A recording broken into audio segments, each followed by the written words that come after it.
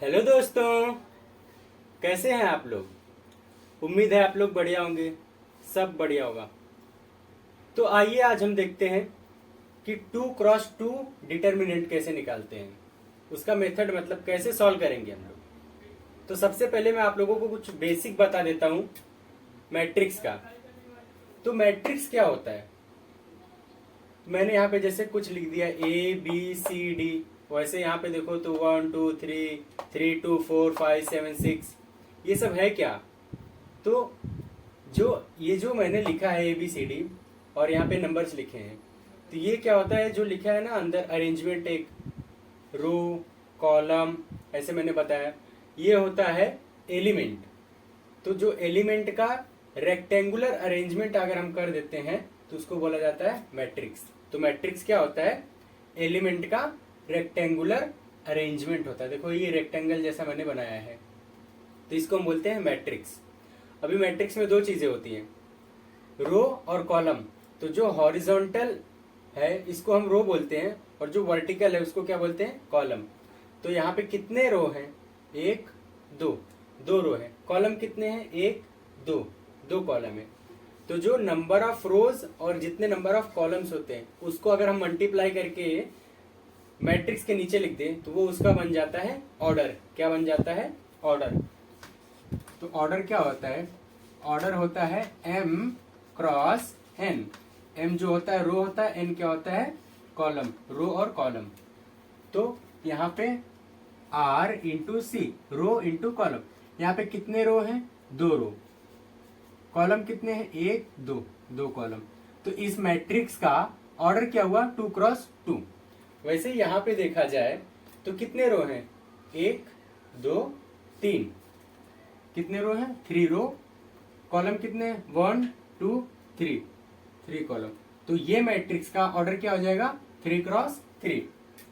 तो आप सबको समझ में आ गया होगा कि ऑर्डर क्या होता है, रो इंटू कॉलम, वो होता है ऑर्डर।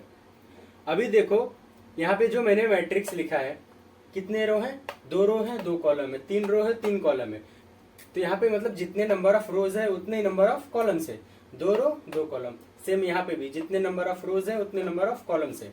तो जब ऐसा हो कि number of rows equal to number of columns आ जाए, तो उस मैट्रिक्स को हम क्या बोलते हैं, स्क्वायर मैट्रिक्स। जैसे ऑर्डर तो तुम्हारा क्या हो सकता है, मान लो मैं एक एग्जांपल के लिए यहाँ पे लिख देता हूँ कि 2 लिख दिया और 3 लिख दिया, ठीक। तो अभी यहाँ पे अगर ध्यान से आप लोग देखोगे तो कितने रो हैं, एक दो, पर कॉलम कितने हैं, एक।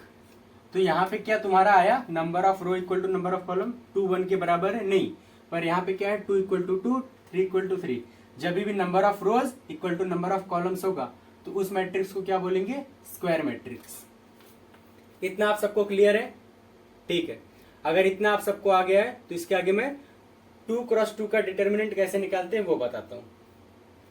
तो चलिए हम देखते हैं 2×2 का डिटर्मिनेंट कैसे निकालते हैं। तो एक बात आप लोग ध्यान रखना कि जो डिटर्मिनेंट हम निकालते हैं ना वो सिर्फ स्क्वायर मैट्रिक्स का निकालते हैं। इसीलिए मैं आपको बताया था कि स्क्वायर मैट्रिक्स क्या होता है। स्क्वायर मैट्रिक्स में मतलब number of rows equal to number of columns, मतलब 2×2 हो गया, 3×3 हो गया, 4×4 हो गया। ऐसे जो मैट्रिक्स रहेंगे उनका डिटर्मिनेंट निकालते हैं। मैट्रिक्स को हम रेक्टेंगल में रिप्रेजेंट करते हैं, पर डिटर्मिनेंट को हम दो वर्टिकल ऐसे मतलब लाइन बना देते हैं और उसके अंदर जो भी एलिमेंट है वो लिख देते हैं। तो अभी मैं निकालना कैसे, तो ये जो अपर वाला फर्स्ट एलिमेंट है इसको लेना और इसको इसके साथ मल्टीप्लाई कर देना, ठीक है। A×D माइनस क्या आएगा, जो ये C और B, ये होता है 2×2 डिटर्मिनेंट निकालने का तरीका। तो सबसे पहले आपको ध्यान रखना है कि जो मैट्रिक्स है वो स्क्वायर मैट्रिक्स होना चाहिए डिटर्मिनेंट निकालने के लिए। जैसे यहाँ पे क्या है, दो रो है और यहाँ पे क्या है, दो कॉलम है। ये स्क्वायर मैट्रिक्स है, इसके लिए इसका हम डिटर्मिनेंट निकाल पाए, ठीक है। अभी ये एग्जांपल एक देखते हैं। तो यहाँ पे क्या मैंने क्या बताया कि फर्स्ट वाला एलिमेंट लो, उसको नीचे के साथ मल्टीप्लाई करो, 7×3 माइनस ये दोनों को आपस में मल्टीप्लाई करो, -4×9 कितना आ जाएगा, 21 माइनस ये कितना होगा, -36। ये आपका हो जाएगा 21 और ये माइनस और माइनस क्या हो जाएगा प्लस 36। तो आंसर क्या आएगा 57। समझ में आया आपको? ठीक, तो ठीक है, अभी एक दो एग्जाम्पल आपको और बता देता हूँ।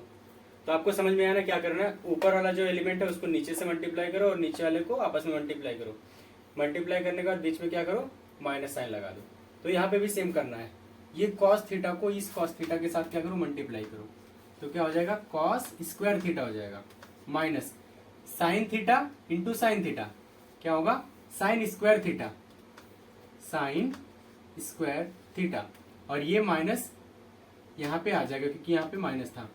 तो अभी क्या होगा, कॉस स्क्वायर थीटा और ये माइनस और माइनस क्या हो जाएगा प्लस साइन स्क्वायर थीटा। आप लोगों ने 10th में पढ़ा ही होगा identity, sine square theta plus cos square theta क्या होता है 1। तो ये आपका डिटर्मिनेंट का वैल्यू आ गया। तो अभी एक ये है, इसको भी देख लेते हैं। यहाँ पे देखो मैंने आयोटा लिखा है, ये जो है ना कॉम्प्लेक्स नंबर में आप लोग पढ़ोगे। तो अभी के लिए देख लेते हैं, बस एक यहाँ पे ध्यान रखना कि जो आई स्क्वायर होता है उसका वैल्यू कितना होता है -1। तो यहाँ पे 4 इंटू 7 करोगे कितना आ जाएगा 28, माइनस इसको मल्टीप्लाई करो, ये माइनस ये आई स्क्वायर हो जाएगा, ठीक है। 28 माइनस आई स्क्वायर कितना होता है -1, और ये 28 माइनस -2 इंटू -1 क्या हो जाएगा +2, और ये सब्ट्रैक्ट करके कितना आएगा 26। तो मुझे उम्मीद है कि आप लोगों को 2x2 का डिटरमिनेंट निकालना एकदम अच्छे से आ गया होगा। बस इतना याद रखना कि जो मैट्रिक्स होना चाहिए वो स्क्वायर मैट्रिक्स होना चाहिए, क्योंकि जो डिटरमिनेंट डिफाइन किया गया है वो सिर्फ स्क्वायर मैट्रिक्स के लिए डिफाइन किया गया है। तो स्क्वायर मैट्रिक्स होगा तो उसका हम डिटरमिनेंट निकाल सकते हैं। और 2x2 मतलब 2 रो 2 कॉलम, तो उसका डिटरमिनेंट ऐसे निकालते हैं। और ये रहा एग्जाम्पल। ठीक है, धन्यवाद।